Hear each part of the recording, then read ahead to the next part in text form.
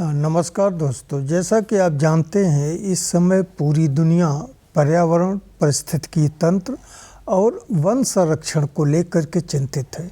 और उसका कारण भी है कि ये एक मनुष्य या जीव जंतुओं के जीवन के लिए इन तीनों का अहम रोल है, उनकी एक महत्वपूर्ण भूमिका है हमारे जीवन में। और इसके लिए समय समय पर पूरी दुनिया भी और साथ ही हमारी सरकारें भी कदम उठाती रही हैं, जिससे कि हम वन संरक्षण को बढ़ावा दे सके, वन का आच्छादन बढ़ा सके, वन क्षेत्र का विस्तार कर सके। और इसके लिए एक राष्ट्रीय वन नीति बनाई गई। हालांकि राष्ट्रीय वन नीति सबसे पहले 1927 में बनी थी और तब से लेकर के आज तक काफ़ी उसमें बदलाव होते रहे। तो आज के दौर को लेकर के भी एक वन नीति बनाई गई है।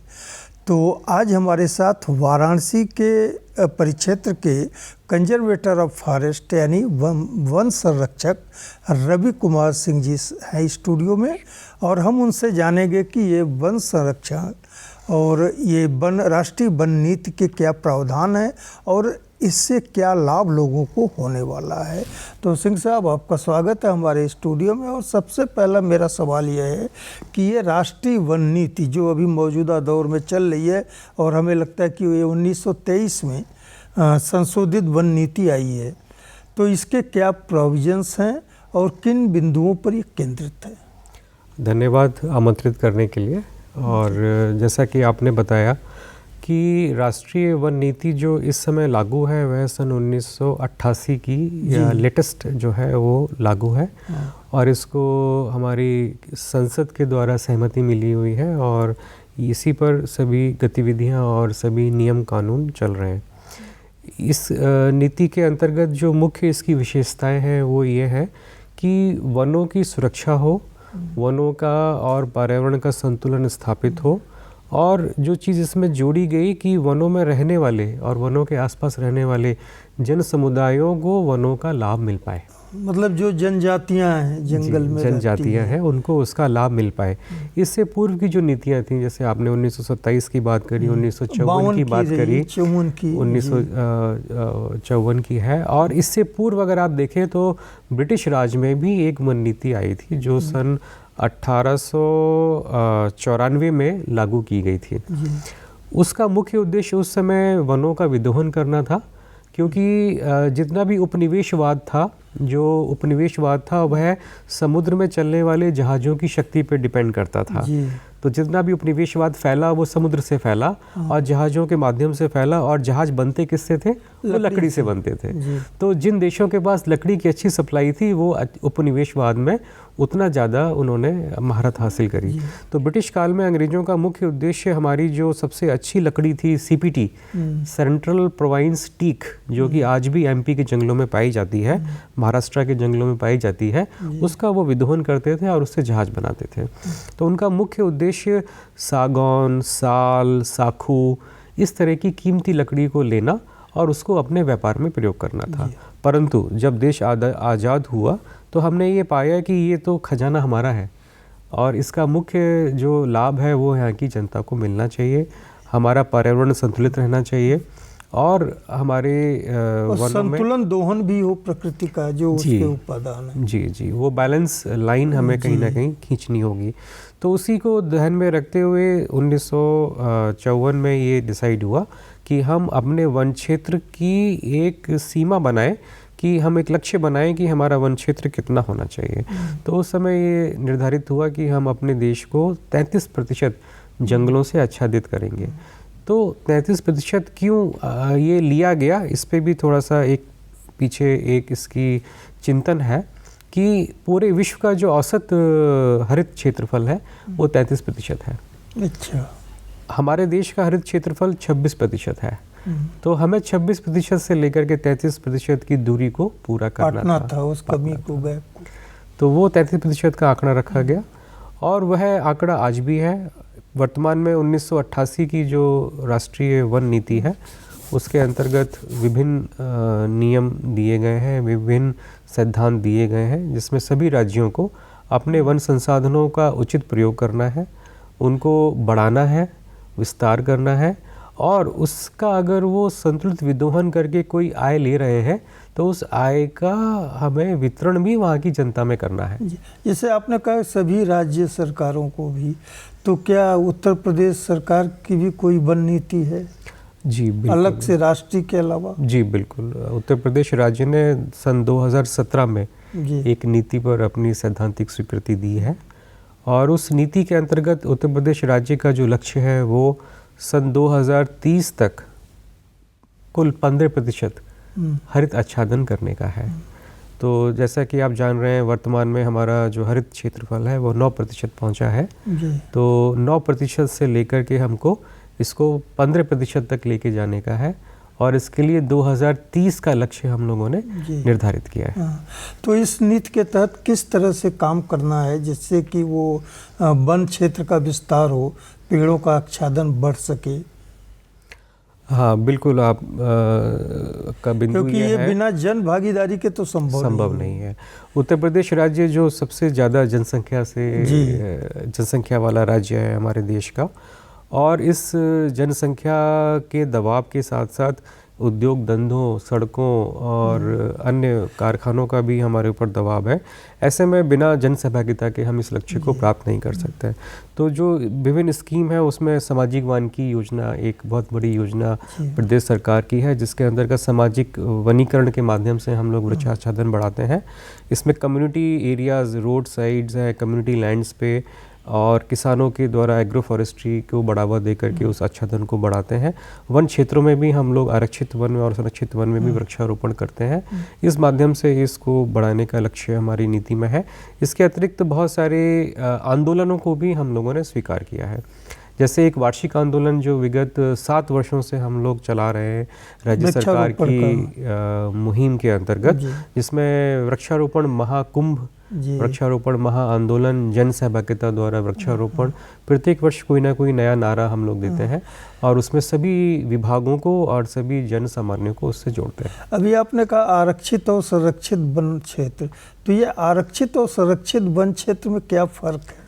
आरक्षित वन क्षेत्र वह क्षेत्र है जहाँ पे कोई भी गतिविधि जो है वो अनुमन्य नहीं होती है, यहाँ तक कि उसमें बिना अनुमति के प्रवेश भी अनुमन्य नहीं होता है। ये क्षेत्र ब्लॉक्स में या बड़े टुकड़ों में पाए जाते हैं और लंबी एरिया, बड़े एरियाज होते हैं, बड़े ब्लॉक क्षेत्र होते हैं जिसमें कई हेक्टेयर के जंगल शामिल हैं। संरक्षित क्षेत्र वह क्षेत्र है जहाँ पर गतिविधियाँ अनुमन्य होती हैं और कुछ गतिविधियाँ अनुमन्य हैं, कुछ गतिविधियाँ प्रतिबंधित हैं और ये क्षेत्र जनरली रोड के किनारे या आसानी से पहुंच जाने वाले क्षेत्रों को पाए जाते हैं। तो राज्य सरकार ने अपने मुख्य राजमार्गों के किनारे के क्षेत्रों को संरक्षित वन घोषित किया है, नहरों की पटरियों को संरक्षित वन घोषित किया है, व कई रेल मार्गों को भी यहाँ पे संरक्षित वन घोषित किया गया है। जी, तो मतलब एक चीज़ और यहाँ आती है कि वन आच्छादन हमारा अभी जो वन सर्वेक्षण रिपोर्ट आई है 2023 में, उसमें तो काफ़ी प्रगति दिखाई गई राष्ट्रीय स्तर पर। जी। तो फिलहाल अभी कितना गैप बाकी है 33% का लक्ष्य हासिल करने में राष्ट्रीय स्तर? देखिए, विगत 7 वर्षों से जो लगातार जन अभियान राज्य सरकार चला रही है और जो जन सहभागिता उसमें मिल रही है हम लोगों को, उस वजह से वृक्षाच्छादन में वृद्धि हुई है। तो ट्री कवर में वृद्धि हुई है और ट्री कवर की जो वृद्धि है इस बार 2023 की रिपोर्ट में भी 2024 की रिपोर्ट में दिखाई दी है और उत्तर प्रदेश राज्य जो है सर्वाधिक प्रगति करने वाला राज्य बन के उभरा है और उत्तर प्रदेश में ये वृद्धि कई लाख एकड़ बड़ी है और इसमें जनपदवार आंकड़े भी प्रकाशित हुए हैं कि किस जनपदों में ये वृद्धि सबसे ज़्यादा हुई है और इन आंकड़ों से हम ये रिपोर्ट कार्ड के रूप में इसको देखते हैं और हम ये देखते हैं कि जहाँ पर बड़ी है उसको हम लोग और इजाफा करें और जहाँ पे घटी है वहाँ पर क्या कारण रहे उससे घटने के, उनको आइडेंटिफाई करके हम उसको उसमें कोई ना कोई करेक्शन। जैसे एक स्कीम अभी चली थी ना, एक पेड़ माँ के नाम, जी, और फिर हरित चौपाल तमाम अखबारों में, तो उसका कुछ असर पड़ा है लोगों पर? हाँ जी बिल्कुल, लोगों को मोटिवेट करने के ये माध्यम है और लोगों को इससे जोड़ने का एक उपाय है। माननीय प्रधानमंत्री जी ने सन 2024 को 5 जून को जी। अपने आवास पर एक पौधा लगाया और उन्होंने इस मुहिम को शुरू किया। उन्होंने ये कहा कि एक वृक्ष हर व्यक्ति जो है अपनी माँ के नाम से लगाए। तो माँ का आशय उनका इस भौतिक जगत में जो माँ है उसके लिए भी था, और उनका एक वृहद इसमें संदेश था कि हम प्रकृति को भी अपनी माँ मानते हैं। तो कुछ ना हो तो अपनी माँ और प्रकृति माँ के नाम भी हम लोग मिल कर के एक पौधा अवश्य लगाएं। और लोगों ने उसे बहुत फॉलो किया। लोगों ने अपने घरों में, अपने स्कूलों में, अपने कार्यालयों में, अपने प्रतिष्ठानों में एक एक पौधा रोपित किया। ये एक चीज़ सिंह साहब, ये जो वन क्षेत्र हमारे हैं, ये भी कहा जाता है, जैसे आपने कहा दोहन, तो दोहन कभी ब्रिटिश हुकूमत ने किया और आज भी हो रहा है। तो ये सच्चाई भी है, हकीकत है कि वनों से हमारा आर्थिक विकास सुनिश्चित होता है। तो अभी फिलहाल क्या कोई ऐसी पॉलिसी है इसमें, राष्ट्रीय वन नीति में, जहां वनों के दोहन पर पूरी तरह प्रतिबंध हो? जी देखिए, इसमें वनों के प्रकारों को बांटा गया है जी। जैसे सबसे ज़्यादा प्राथमिकता जो है उसमें 2% जो वन हमारे नेशनल पार्क और सेंचुरीज़ हैं वो सबसे अधिक उनको सुरक्षा प्रदान की गई है और वहाँ पर किसी भी विदोहन को रोका गया है। तो जिस प्रकार से दुधवा नेशनल पार्क है, काजीरंगा नेशनल पार्क है, कॉर्बेट नेशनल पार्क है, टाइगर रिजर्व्स हैं, सेंचुरी एरियाज़ हैं जहाँ पे वन्य जीव रह रहे हैं, उनका प्राकृतिक आवास है, वहाँ पर विदोहन को पूरी तरह से प्रतिबंधित किया गया है। वहाँ पर हम लोग किसी भी प्रकार से कोई लकड़ी या चारा या पत्ती तक हम नहीं उठा सकते। खनन की भी इजाज़त भी नहीं है। इस श्रेणी के वनों के बाद दूसरी श्रेणी आती है, वह है आरक्षित वन व संरक्षित वन। तो इन दो वनों में वन उपज को ले जाने के लिए प्लानिंग बनाई गई है। तो पहले ये एक स्टडी की जाती है किसी जंगल के अंदर जाकर के कि वहाँ पर वन उपज कितनी मात्रा में हम रेगुलर रूप से निकाल सकते हैं ताकि वन के ऊपर कोई दबाव ना बने। तो लकड़ी का आयतन है, औषधियाँ हैं और वनस्पतियाँ हैं और खनिज हैं, उनकी भी स्टडी की जाती है और उसकी एक कार्य योजना बनाई जाती है। और आजकल तो खनिज पर ही ज़्यादा जोर भी है। तो उसकी एक स्टडी बना के, कार्य योजना बना के भारत सरकार को प्रेषित की जाती है। भारत सरकार के वैज्ञानिक उसकी स्टडी करते हैं और उसको अनुमोदित करते हैं। तो वो प्लान जब अनुमोदित हो जाता है उसी के बाद उस वन क्षेत्र में हम वन उपज को निकाल सकते हैं। और उसको इस प्रकार निकाला जाता है कि उस पर कोई स्थायी प्रभाव ना पड़े, कोई दुष्प्रभाव ना पड़े और वो वन उपज पुनः ही रिप्लेनिश हो जाए, पुनः अगले साल उपलब्ध हो जाए। तो इस तरह के वन उपज को निकाल करके उसकी बिक्री राज्य सरकार करती है। जैसे अभी आप देख रहे हैं तेंदुपत्ते का हम लोग बगल में मिर्जापुर, नवगढ़, सोनभद्र तेंदुपत्ते का बहुत बड़ा क्षेत्र। इस समय 3 माह से सभी लोग जो है तेंदुपत्ते का कलेक्शन कर रहे हैं। तो उसकी कार्य योजना भी अनुमोदित की गई है और ये कहा गया है कितने पेड़ों से तेंदुपत्ता निकाला जा सकता है। और ये प्रत्येक वर्ष तेंदुपत्ता निकालते हैं और ये तेंदुपत्ते की बड़ी आय जो है वहाँ के लोकल्स को मिलती है। इस बार मिनिमम सपोर्ट प्राइस भी गवर्नमेंट ने उसका रखा है ताकि हर किसान को, हर व्यक्ति को जो तेंदुपत्ता संग्रहण कर रहा है उसको मिनिमम आय हो। जो आदिवासी समुदाय के लोग हैं वही करते हैं। डीप फॉरेस्ट में जो थोड़ा इंटीरियर में है, तो उनको एक रोजगार भी मिल रहा है और दूसरी चीज़ों से भी उनको रोजगार मिलता है। एक चीज़ और, हेरिटेज वृक्ष की बात आती है, तो ये हेरिटेज वृक्ष का निर्धारण आप लोग कैसे करते हैं और उसके संरक्षण के लिए, क्योंकि तमाम वृक्ष कट भी जाते हैं जो 100-200 साल पुराने हैं, या गिर जाते हैं, उनकी देखभाल नहीं हो पाती है। तो उसके लिए क्या कार्य योजना है? हाँ जी, हेरिटेज वृक्ष या फिर इसे हिंदी में बोलेंगे विरासत वृक्ष। तो वो वृक्ष जो आज विरासत का रूप ले चुके हैं, इतने पुराने हो गए हैं या उनके साथ इतिहास इस तरह से जुड़ा हुआ है कि वह हमारे लिए न केवल पर्यावरणीय रूप से इम्पॉर्टेंट है बल्कि वो हमारे विरासत का एक अंग बन गए हैं। तो मैं इस तरह के विरासत वृक्ष जो क्यों क्वालिफाई करने के लिए कुछ उसमें नियम है, जैसे कि कोई वृक्ष जो 100 वर्ष से पुराना हो, इतिहास में किसी प्रकार से उसकी कोई कहानी जुड़ी हुई हो, भूमिका हो, तो वो विरासत वृक्ष के रूप में नोटिफाई किया जा सकता है। तो वाराणसी में इस समय 100 से ज़्यादा विरासत वृक्ष हम लोगों ने आइडेंटिफाई किए हुए हैं और उनको प्रकाशित किया हुआ है। इसी प्रकार पूरे राज्य में 1000 से अधिक विरासत वृक्ष हमारे चिन्हित हैं उत्तर प्रदेश में। तो मैं कुछ विरासत वृक्ष को मैं बताना चाहूँगा। जैसे बोधि वृक्ष हमारा जो है सारनाथ में विरासत वृक्ष घोषित है। तो ये बोधि वृक्ष जो पीपल का वृक्ष है, ये 3rd जनरेशन है बोधि ट्री की, जहाँ पे महात्मा बुद्ध ने ज्ञान प्राप्त किया था। तो ये कहा जाता है उपदेश दिया था। और वह वृक्ष जो बोध गया में था, उसकी ही लताएं और टहनियों को लेकर के महाराजा अशोक की पुत्री श्रीलंका लेके गई।